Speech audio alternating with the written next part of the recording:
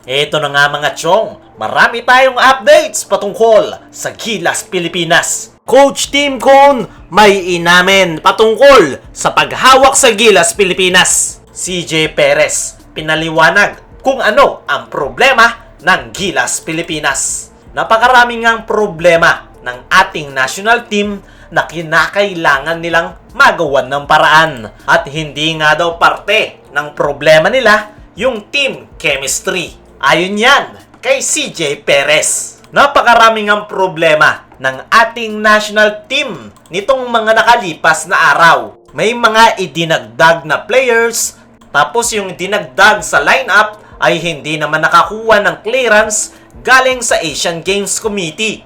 At ngayon ay may bagong additional players na naman sa ating national team. Sa pagkakadagdag naman ni CJ Perez, Arvin Tolentino, Kevin Alas at Marcio Lassiter. Pero kahit nga konting preparation lang ang meron ang ating national team, ay naniniwala nga itong si CJ Perez na hindi nila poproblemahin ang kanilang chemistry. Dahil ayon niya mismo kay CJ Perez ay hindi na nga daw mahirap para sa kanila yung chemistry.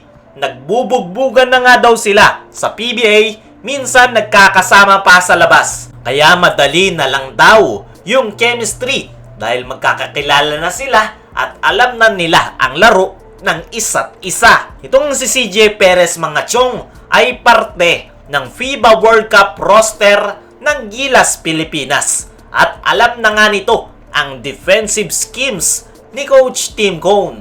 Dahil depensa nga ang pinaka-focus ni Coach Tim Cone bilang assistant coach ng ating national team last FIBA World Cup. Pero pagdating nga sa opensa at sistema ni Coach Tim Cone ay dito na nga nagkakaproblema si CJ Perez at ang kanyang mga teammates. Mabuti na nga lang daw ay nandyan yung mga veteran Ginebra players na sila Scotty Thompson at Japet Aguilar na tinutulungan sila para matutunan agad yung opensa at sistema ni Coach Tim Cone. Nagpapasalamat nga ito na kahit na late nga daw siya ay nandoon pa rin ang tiwala sa kanya ni Coach Tim Cone. Every time naman daw na tawagan siya ay hindi naman daw ito nagdadalawang isip dahil tawag nga daw yan ng bayan. Alam naman nating lahat na hindi nga basta-basta natututunan yung sistema ni Coach Tim Cone na mixed triangle offense. Usually ay inaabot ng ilang linggo o buwan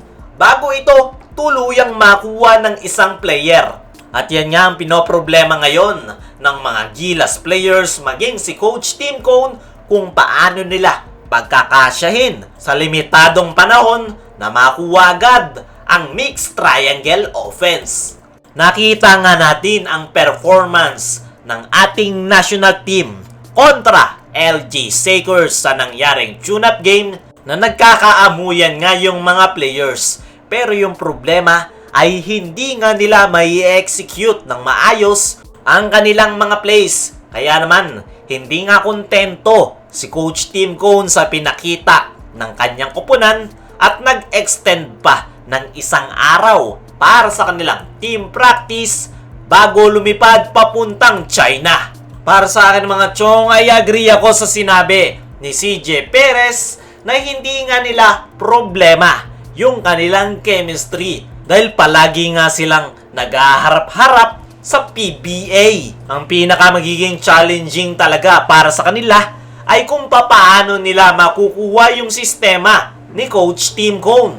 Maganda nga yung sistema ni Coach Tim Cone, pero ang problema, mahirap naman itong matutunan. Sa kabilang banda, Coach Tim Cone may inamin patungkol sa paghawak sa Gilas Pilipinas. Si Coach Tim Cone nga ang isa sa mga pinakamahusay na head coach in PBA. Two-time Grand Slam champion, pero kahit nga isa siya sa mga pinakamahusay na head coach sa Pilipinas, ay aminado nga itong si Coach Tim Cone na hindi madali ang paghawak sa ating national team. Marami nga daw mata ang nakatingin at nakabantay simula sa Senado, Samahang Basketball ng Pilipinas hanggang sa POC o Philippine Olympic Committee. na palaging nakabantay at nakatutok kung ginagawa nga ba daw talaga ang kanyang trabaho. Aside nga daw sa mga officials, ay nandyan pa